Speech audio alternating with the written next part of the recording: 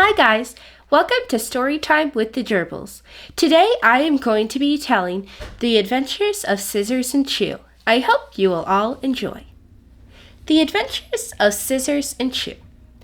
Once upon a time there lived two little tiny gerbils, all brown, with very light bellies and very dark eyes and very fuzzy little tails, living in a glass aquarium. They were happy little gerbils. They had things to chew, things to eat, things to drink, space to dig. They had a wheel to run on. They were happy. They had each other. But they had a thirst for adventure. "Scissors," said Chew one day, "I'm tired of living in this boring old cage. I want something new." "So do I," Chew, said Scissors. And so the two little gerbils put their heads together to see what could be done about this. Well, the owner of the little gerbils had made them a little bendy ladder that stretched across their cage. So the gerbils scurried up the little bendy ladder trying to think. They ran on their wheel trying to think what adventures could they make. Then finally, Chew decided. "Scissors," Chew said, "I think that no adventure can be found in our tank alone. We must go outside." Scissors was astonished. Except for short little runs in their playpen and, of course, the time when they had come home, the gerbils had never been out of their aquarium. "Are you out of your head, Chew?" Scissors cried anxiously. Then she went over and sniffed Chew very carefully. "Of course not, Scissors," Chew said. "I have just as much head as you do, and my head has decided that we are going to be escaping." "Escaping?" said Scissors, shocked. How could you even think of such a thing?" "Well, how could you even think of such a thing to say that I was crazy?" demanded Chew. "Now come on, Scissors." So Scissors and Chew investigated the tank very thoroughly to find out if there were any holes or cracks or crannies, but there was nothing. The tank was solid, the ceiling was in place, they were stuck.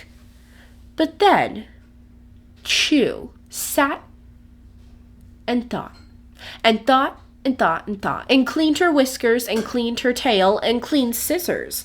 And Chew thought and thought and thought some more, and then finally she said, "Well, you know what?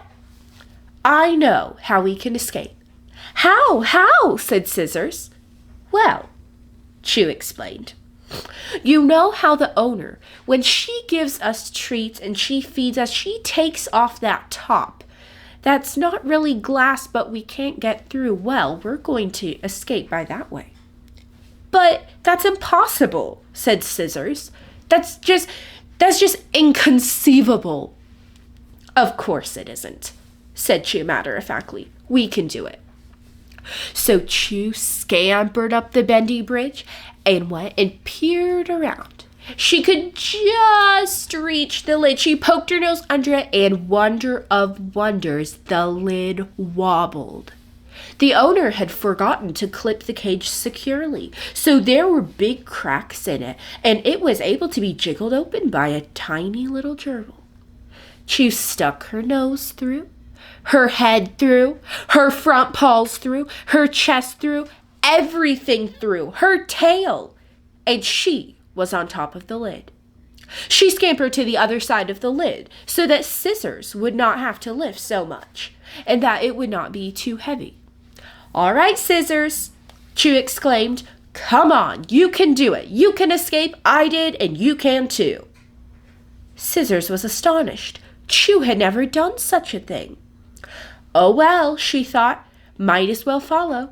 So she clambered up the bendy bridge, poked her nose through, her whiskers, her paws, her chest, all of her, and even her tail. She scampered on top, and there the two little gerbils were, sitting on the lid and looking around.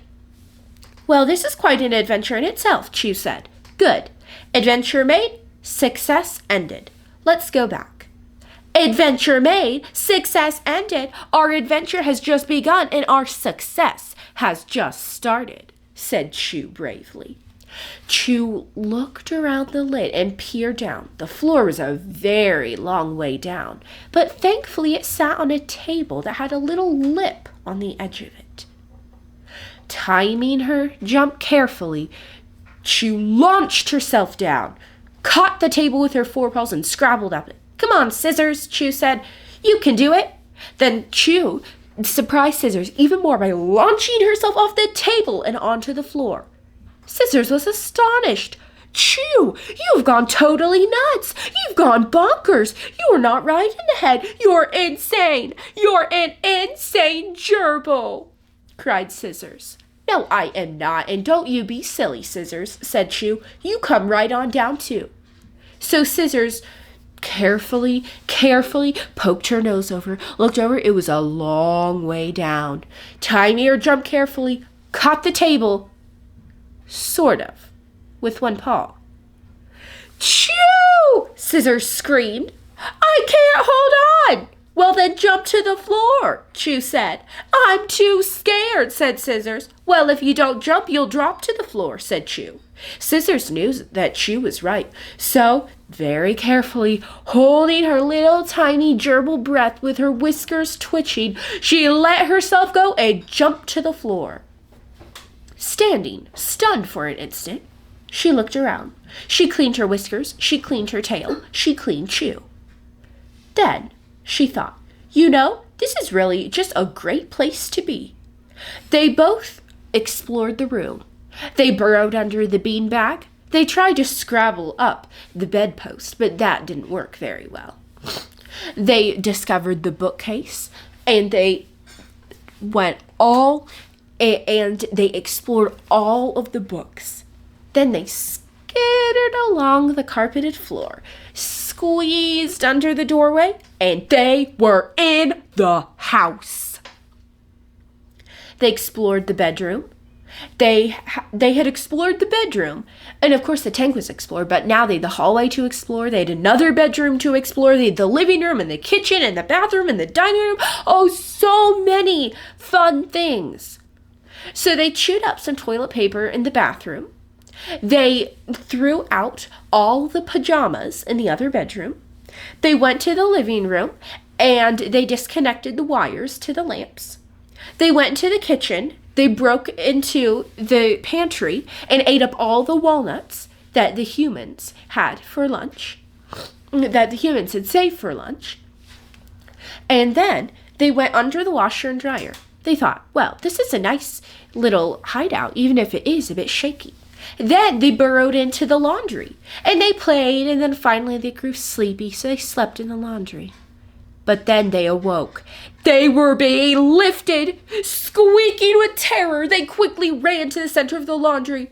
Uh-oh, the ground was getting farther and farther and farther away. They jumped out, skittered along the floor over the mother's feet, squeezed through another door into a big garage. It was cement floored and had a lot of stuff in it. So many wires to chew. But they were still scared from the laundry incident, so they just sat there trembling and didn't do anything. A terrifying scream rang through the house. "There are mice in the laundry! There are rats in the house!" screamed the mother. She dropped the laundry and fled. And those poor little gerbils, well, they just didn't really know what to do. But finally they squeezed under one last door. And they were truly outside. The sun shone down on their furry little backs. They played and cavorted in the grass. They drank from a little puddle. They rolled in the sandbox that was out in the backyard. They had the greatest time ever. But then a shadow came down. The terrifying screech of a mouse-eating, and now apparently gerbil-eating, hawk. Squeaking with terror, Scissors and Chew once again dove out of the way, ran for their life, squeezed under the door back into the garage, squeezed under another door back into the laundry room, streaked down the hallway, streaked down, squeezed under the bedroom door where their tank was, jumped up on the table, jumped up on the tank lid, and panting rested on the lid. Just then the door opened. An owner came in. "Oh, there you are, silly little gerbils," she said. "I was wondering where you were. How on earth did you get on the lid?" And so she put Scissors and Chew into their tank. The gerbils did not have to tell anything because, of course, the humans couldn't understand them. But they tried to squeak up to her, "We had the most amazing and scary and terrifying and wonderful day ever." And the two little gerbils, they ventured out into the room again at night when no one was looking. They ventured out to the rest of the house when no one was looking.